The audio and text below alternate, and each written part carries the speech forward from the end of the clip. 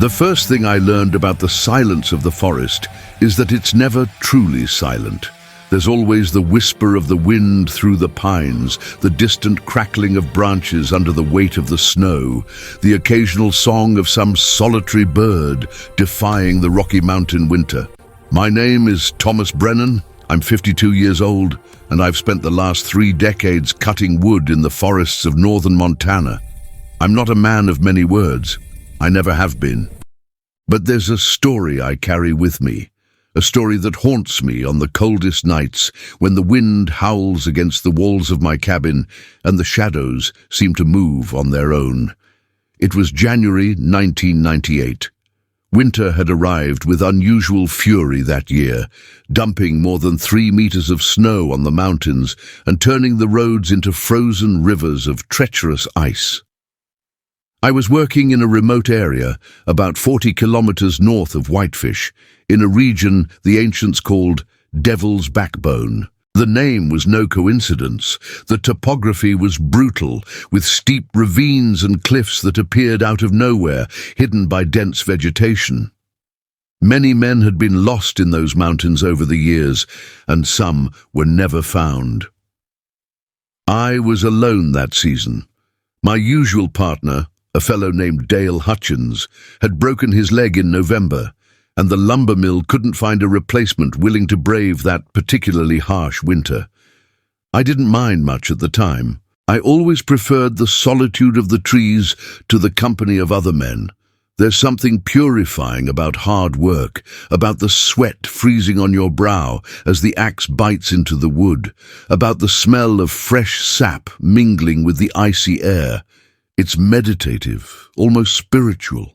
I had set up camp in a natural clearing, sheltered by a semicircle of giant fir trees that blocked the worst of the wind.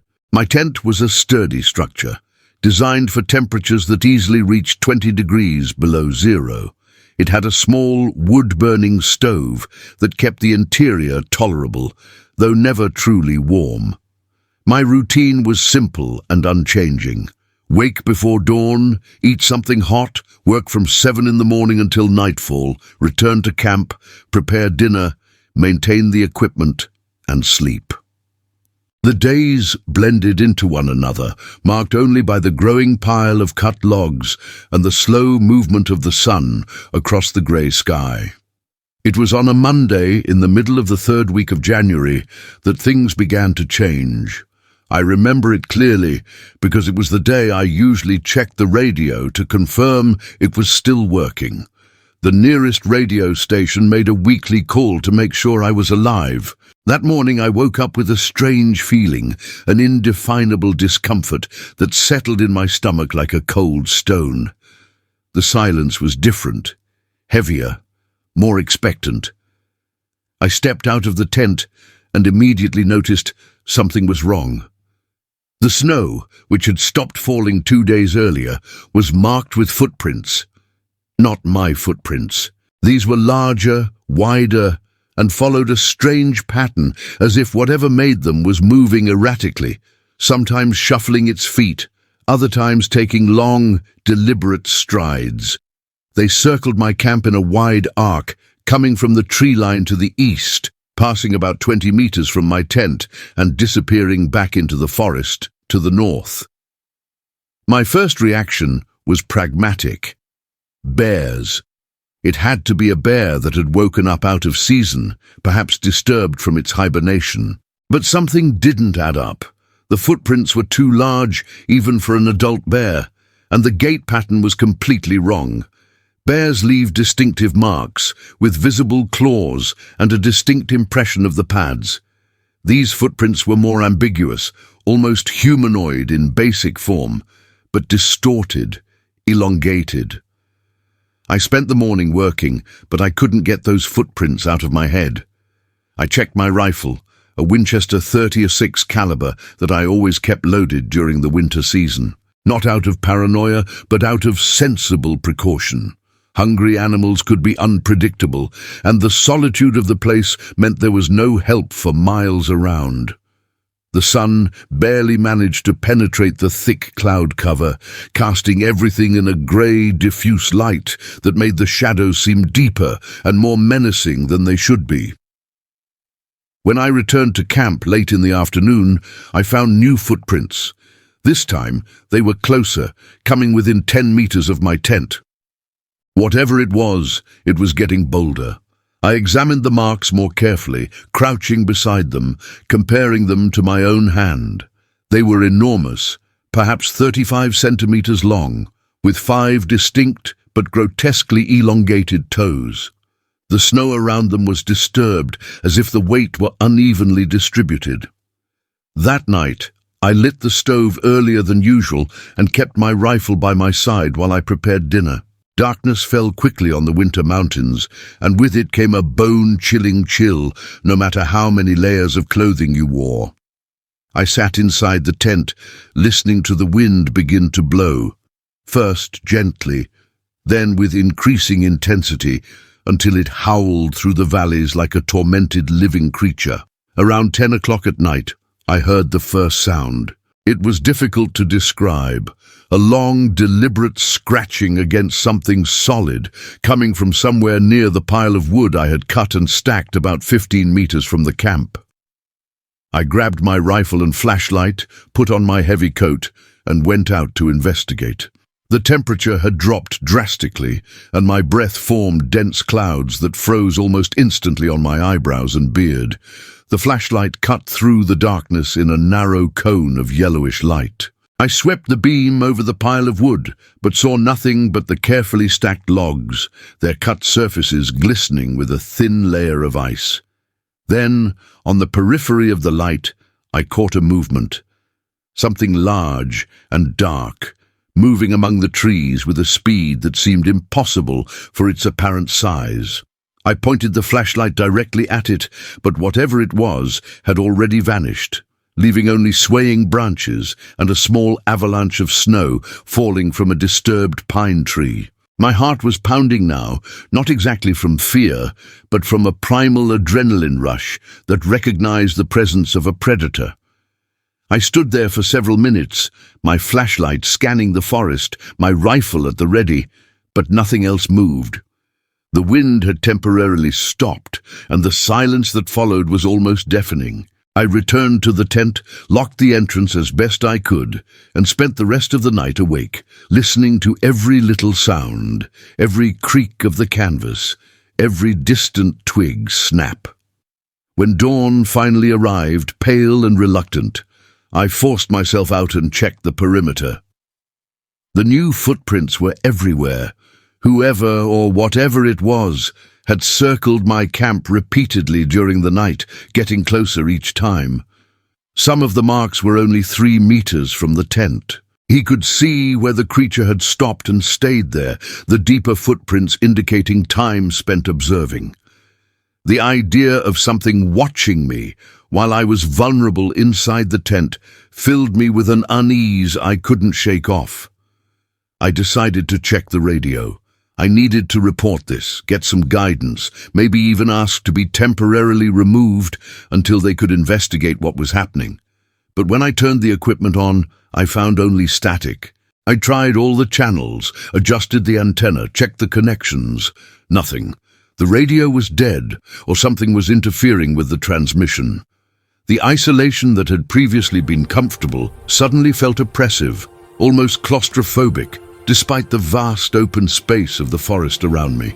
I spent that day working closer to camp, always keeping an eye on the line of trees, rifle within easy reach. The work was harder when you couldn't concentrate fully, when part of your attention was constantly on your surroundings, searching for movement, for signs that you weren't alone. I felled only 2 trees that day, half my normal pace, and each strike of the axe echoed in the silent forest like an announcement of my presence. As the afternoon wore on, I began to notice other strange things. Claw marks on some of the tallest trees, deep scratches that exposed the light wood beneath the dark bark.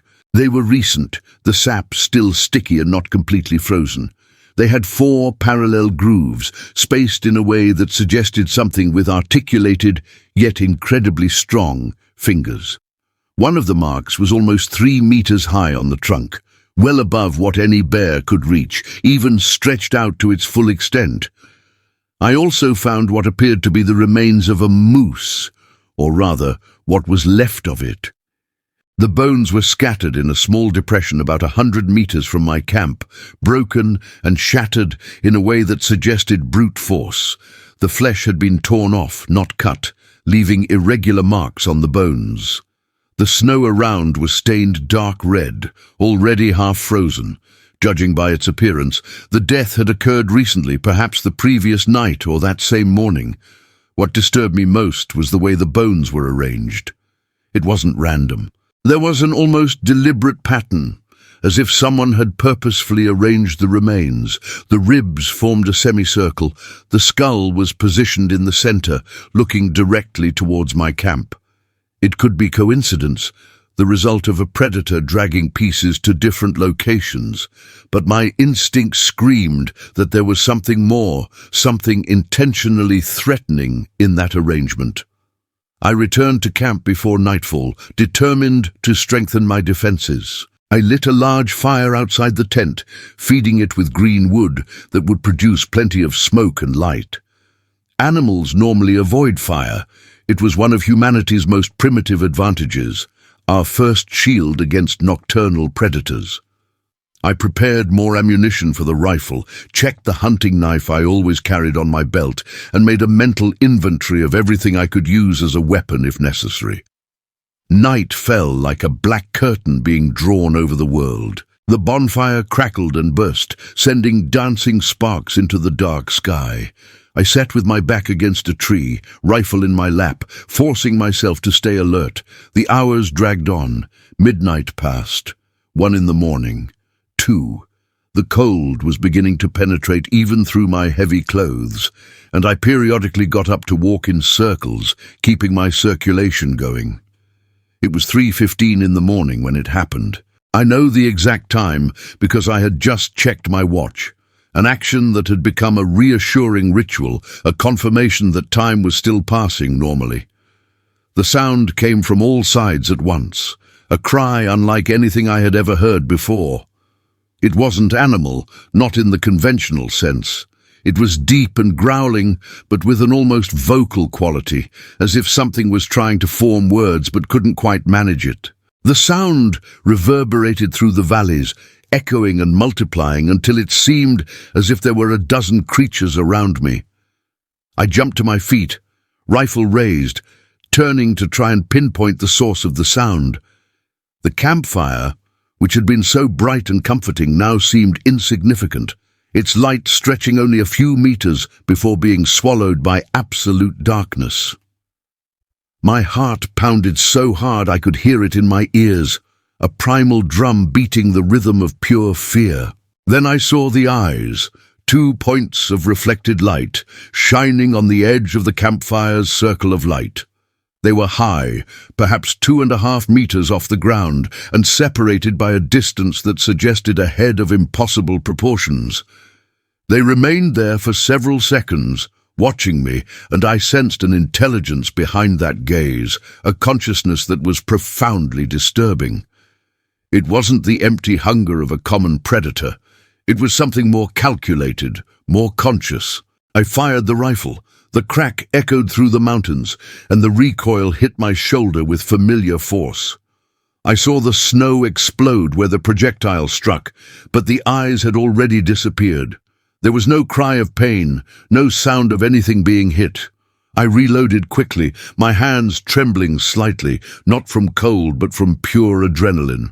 I fired 2 more shots into the darkness, more for psychological effect than with any real hope of hitting anything.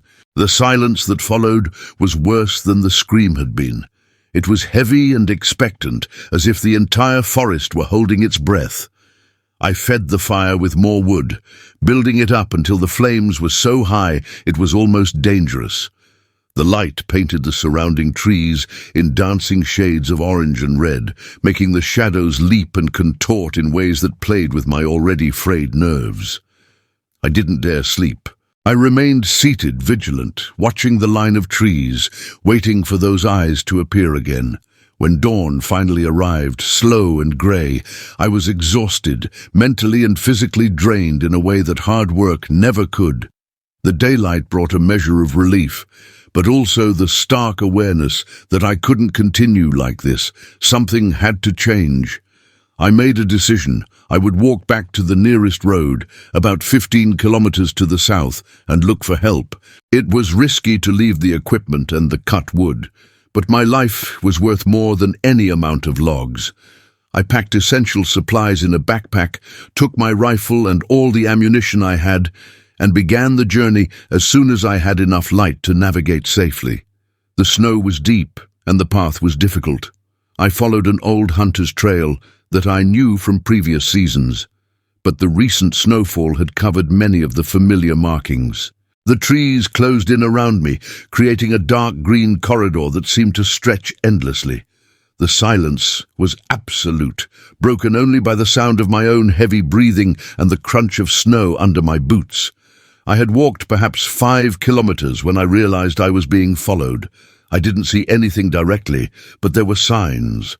Recently broken branches, still with fresh snow falling from them. Footprints in the virgin snow, parallel to my path, but maintaining a distance of perhaps 50 meters. Whatever it was moving through the dense forest with an ease I couldn't match, staying out of sight, but making it clear that it was there.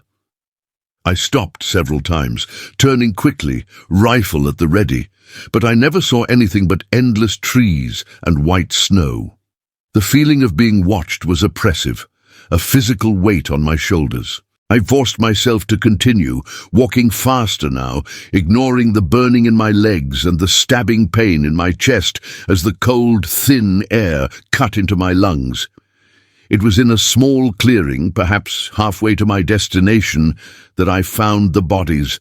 3 wolves, dead and laid out in a perfectly straight line. There was no visible blood, no obvious sign of how they had died.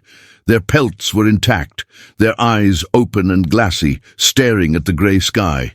I cautiously touched one of them with the barrel of my rifle. It was frozen solid, but the rigor mortis suggested they had died recently, perhaps within the last 24 hours.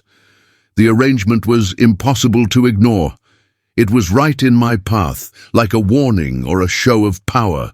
Wolves were formidable predators, capable of taking down prey much larger than themselves when hunting in packs. Whatever could kill 3 of them without leaving an obvious mark of violence was something I definitely didn't want to encounter alone and unprepared.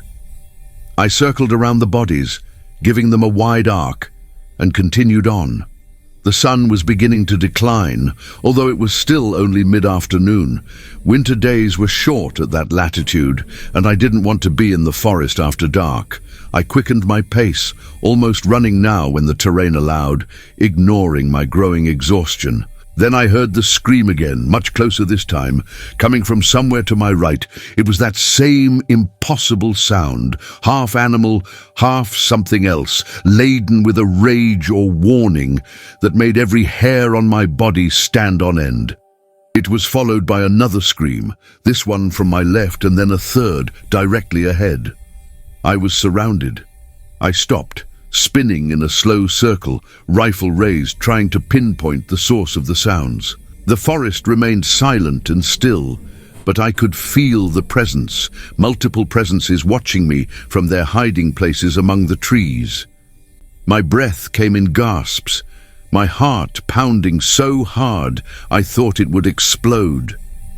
It was then that the realization hit me with the force of a physical blow. They were herding me. Whatever these creatures were, they were working in coordination, guiding me in a specific direction, keeping me on track, but preventing me from advancing too quickly. The thought of such intelligence, such deliberate strategy, was more terrifying than any direct confrontation would have been. I made an impulsive decision.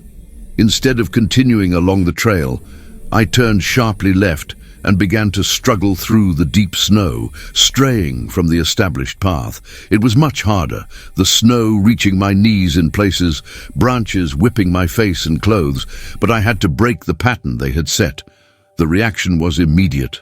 I heard movement in all directions, the sound of something large moving rapidly through the woods.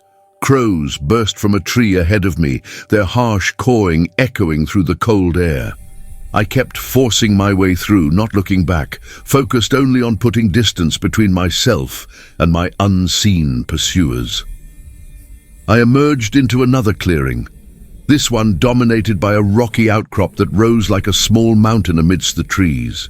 There was a crevice at its base, not exactly a cave, but a sheltered space between two large slabs of stone. I made an instant decision. I could defend myself better there with my back protected by the solid rock than by continuing to try to escape through the open forest. I squeezed myself into the space between the rocks. It was cramped but offered protection on three sides, leaving only the front opening that I could watch and defend. I readied my rifle, checked my ammunition. I had perhaps 25 cartridges remaining. Not much, but it would have to be enough. The wait began. The light was fading now, the short winter afternoon giving way to early twilight. I watched the edge of the clearing, every muscle tense, every sense on high alert. Minutes passed like hours. I could hear my own breathing, loud and raspy in the confined space. The cold was beginning to seep in, but I didn't dare move much. I didn't want to give away my exact position if they didn't already know it. Then I saw them. Not clearly, not completely, but enough to confirm that they weren't bears. They weren't wolves. They weren't anything I could identify from my decades of experience in the mountains. There were three of them, moving along the edge of the clearing with a fluidity that defied their obvious size. They were tall, easily 8 feet when standing, covered in what appeared to be thick, dark fur. They moved on both 2 and 4 legs, alternating between postures with disconcerting ease. What shocked me most were their faces. I only caught glimpses when one of them turned towards me, but it was enough. It wasn't completely animal. There was something almost human in the proportions, in the way the eyes were positioned, frontal like ours, not to the side like in most animals. The jaw was prominent, powerful, but there was a forehead, a cranial structure that suggested space for a larger brain. They knew exactly where I was. There was no doubt about it. One of them pointed directly at my position, a gesture that was unmistakably intentional, almost human. The other two turned to look and then began to approach, not hurriedly but deliberately, crossing the clearing in a straight line toward me. I waited until they were about 20 meters away. Then I raised my rifle and fired. The bang echoed against the rocks, deafening in the confined space. I saw the projectile hit the leader in the shoulder, the force of the impact making him stagger backward. But he didn't fall. He roared, that impossible sound that had haunted me for days, and then charged straight towards me. I fired again and again, working the rifle's bolt as fast as I could, each shot finding its target but seeming to do little more than enrage it. The other two were coming now, too, spurred on by the attack on their comrade. I fired my last 3 shots in rapid succession, and then there was no more time to reload. The creature struck the opening between the rocks with tremendous force. I threw myself aside, grabbing my hunting knife, knowing it was pathetic, but it was all I had. I felt claws tear at my coat. The heat of the creature's breath, smelling of rotting flesh and something more primal. I slashed with the knife, feeling it bite into something solid, and the creature recoiled with a cry of pain. For a moment, we stared at each other. Me, pressed against the cold rock, knife trembling in hand, blood trickling from scratches on my arm.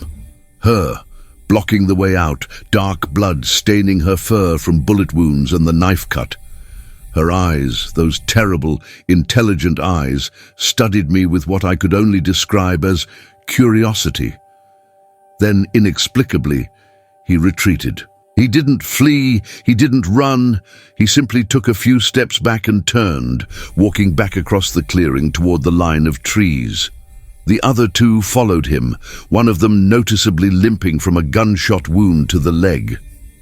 I watched, incredulous, as they disappeared back into the forest, their figures merging with the shadows until I could no longer distinguish them from the trees. I stayed in that stone shelter all night, not daring to move, hoping they would return. But they didn't. The night passed in a blur of exhausted vigilance and piercing cold. When dawn finally arrived, I crawled out of my refuge, every muscle aching, my fingers so numb I could barely hold them. The last 10 kilometers to the road were a hazy nightmare of exhaustion and paranoia. Every shadow was a potential threat, every sound a harbinger of another attack, but nothing appeared. It was as if the creatures had decided I had passed some test, or perhaps it simply wasn't worth the effort to keep chasing. Finally, I emerged onto the main road, the black asphalt cutting through the white snow like a scar. Never had a road looked so beautiful. I walked along it for perhaps an hour before a logging truck stopped. The driver, an older man named Jim, whom I recognized, looked at me with obvious concern. "Jesus, Tom, you look like you fought a grizzly bear and lost," he said, helping me up into the warm cabin. "Something similar," I murmured, sinking into my seat with gratitude. He asked no more questions, for which I was grateful. He took me to Whitefish, where I went straight to the ranger station. I reported everything, the footprints, the sounds, the encounter. The ranger on duty, a serious young man named Patterson, listened to my story with an increasingly skeptical expression. When I finished, he exchanged a meaningful look with his colleague. "Mr. Brennan," he said carefully, "how long have you been alone up there?" "3 weeks," I replied, seeing where this was going. "Isolation can do strange things to a person's mind," he said gently. "Especially with the cold and lack of sleep, hallucinations are not uncommon." I didn't argue. I saw in his eyes that he had already decided I was suffering from isolation-induced psychosis, perhaps even the onset of hypothermia. They sent a team to retrieve my equipment and the cutwood. They found everything exactly where I had left it, untouched. But they found no unusual footprints, no evidence of blood or confrontation, nothing to corroborate my story. Of course, they didn't find it. A week had passed since the final confrontation, and it had snowed heavily several times. Any evidence would have been buried long ago under meters of fresh snow. But I knew what I had seen, what I had experienced. The scars on my arm, which the doctor had stitched up and attributed to sharp branches, were proof enough for me. I never went back to that area. I found work in another region, further south, closer to civilization. But the move didn't erase the memories. I still hear those cries in my dreams. I still see those intelligent eyes studying me in the dark. And sometimes, on the coldest and quietest nights, when the wind howls through the mountains, I swear I can hear something out there, something that isn't entirely animal, calling back from the depths of the forest. Years have passed since that winter. I've read everything I could find about similar encounters elsewhere in the mountains. There are more accounts than you'd think, stories whispered in lumberjack bars and ranger outposts, quickly dismissed as superstition or fantasy. But I know there's something up there in the mountains, something ancient and intelligent that usually avoids humans, but occasionally, for its own reasons, chooses to reveal itself.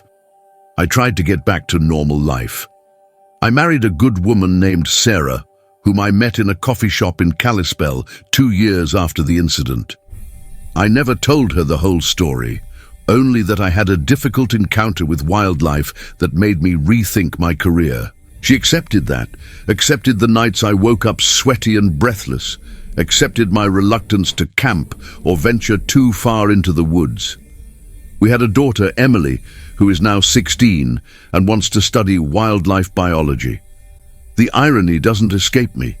She has the same fascination with nature that led me to the forests in the first place, but while I saw the mountains as a place of work and solitude, she sees them as a complex and wonderful ecosystem waiting to be understood.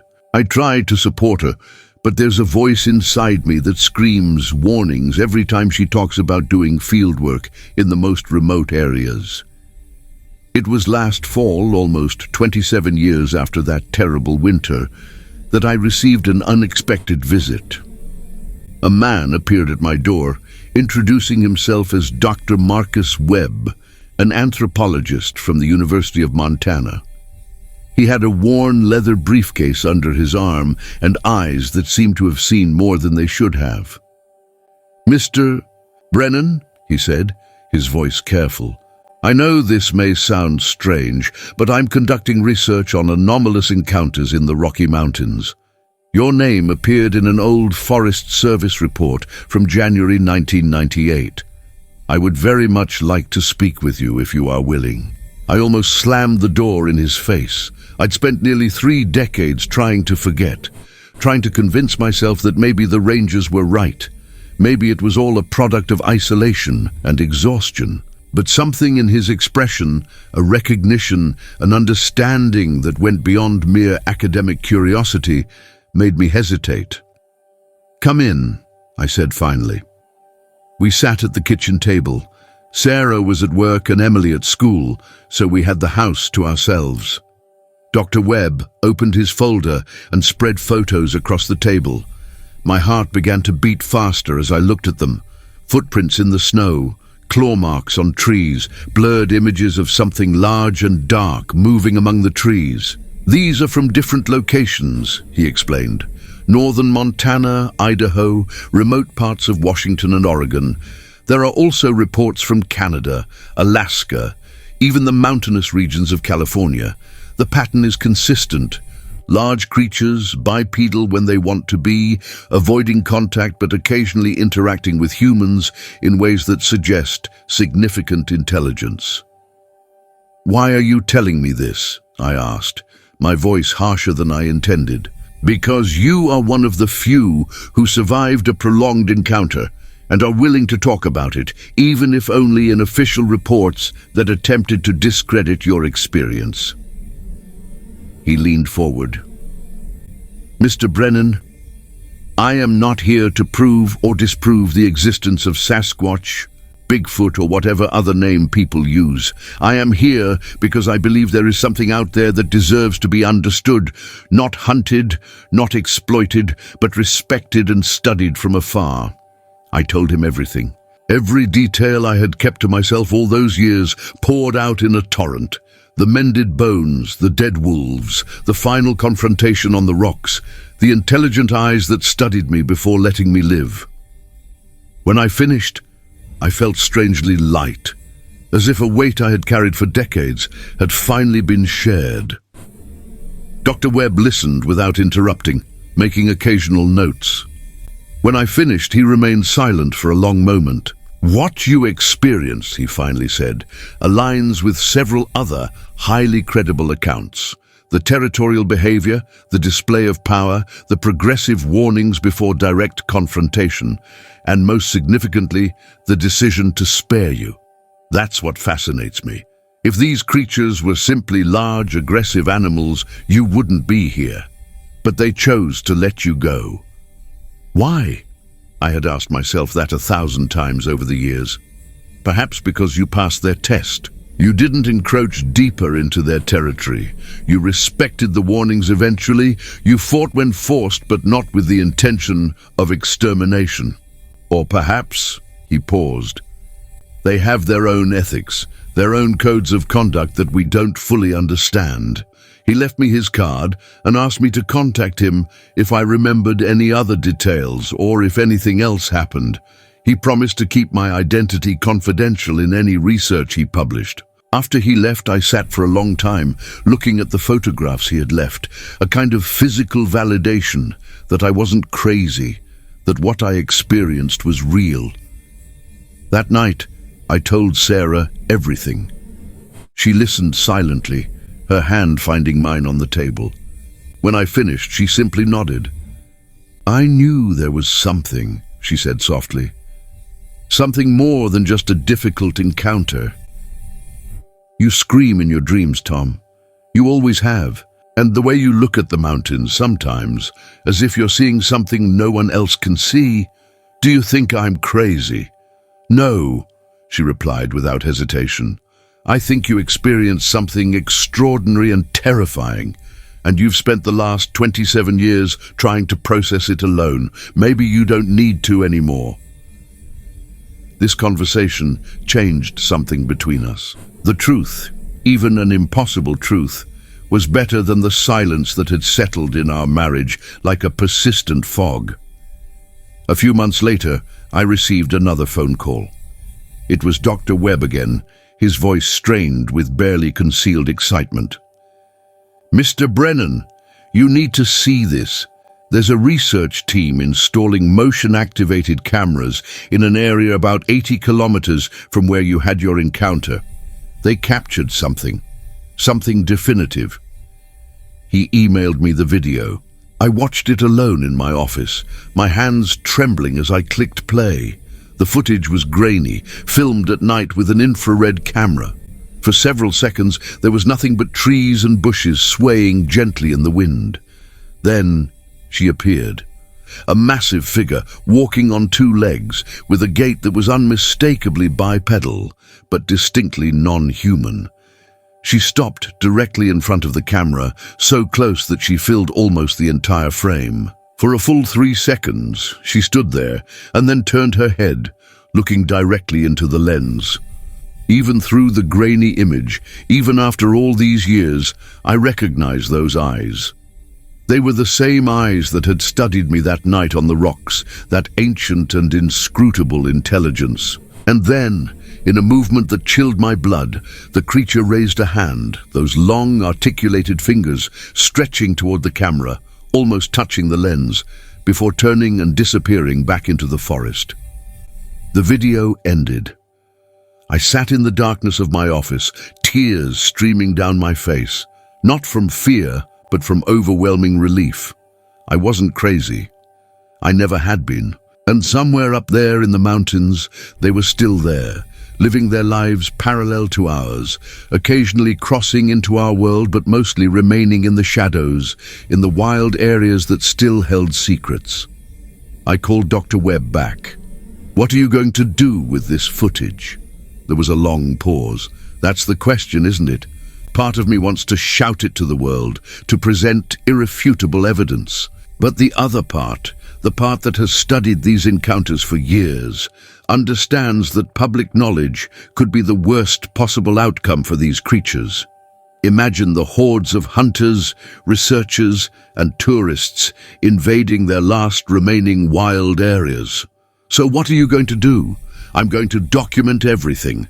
I'm going to create a comprehensive archive of evidence and testimonies. And then I'm going to lock it in a safe, to be opened only if there's a genuine need, if these creatures are in real danger, or if they themselves decide to reveal themselves more fully.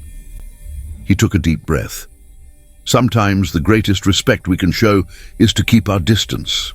I agreed with him. Some things deserve to remain mysteries. Some boundaries should not be crossed. The mountains have always held their secrets, and perhaps it's better that way. Emily is now at university studying wildlife conservation as she planned. Sometimes, when she comes home for the holidays, she asks about my time as a lumberjack, about the stories I must have from all those decades in the forests. I tell her about the beauty of winter mornings, about the profound silence of falling snow, about the feeling of working in harmony with the natural rhythm of the world. But I won't tell you about the winter of 1998. Not yet. Maybe someday, when she's older, when she has her own experience with the complexities of the natural world, I'll share the whole story. Or maybe some secrets are better left buried, like those footprints in the snow, covered by layer upon layer of subsequent winters. What I know is this: the mountains are bigger and more mysterious than we generally admit. There are places where the modern world has not yet fully penetrated, where ancient things persist in the shadows, observing, waiting, living according to rules we do not fully understand. And perhaps, just perhaps, that is exactly how it should be. Sometimes on quiet winter nights, when the wind blows from the north carrying the scent of pine and snow, I stand on the balcony and gaze at the distant mountains. And I wonder if, somewhere up there, something is looking back, remembering the man who once invaded its territory and lived to tell the tale. The difference now is that I'm no longer afraid. There's an understanding, a mutual respect born from that confrontation so long ago. They have their world, I have mine, and on the rare occasions when those worlds meet, there's the potential for both terror and something deeper, something that defies easy explanation. Sarah joins me on the balcony, bringing 2 mugs of hot coffee. She says nothing, just stays by my side, following my gaze towards the mountains. She knows what I'm thinking, what I'm remembering, and in her silence, there is acceptance, understanding. "They're still there, aren't they?" she asks softly. "Yes," I reply, "and I hope they always will be." The snow begins to fall, large, slow flakes that catch the light from the porch and sparkle like falling stars. In the mountains, in the deep, dark wilderness, the forest holds its secrets.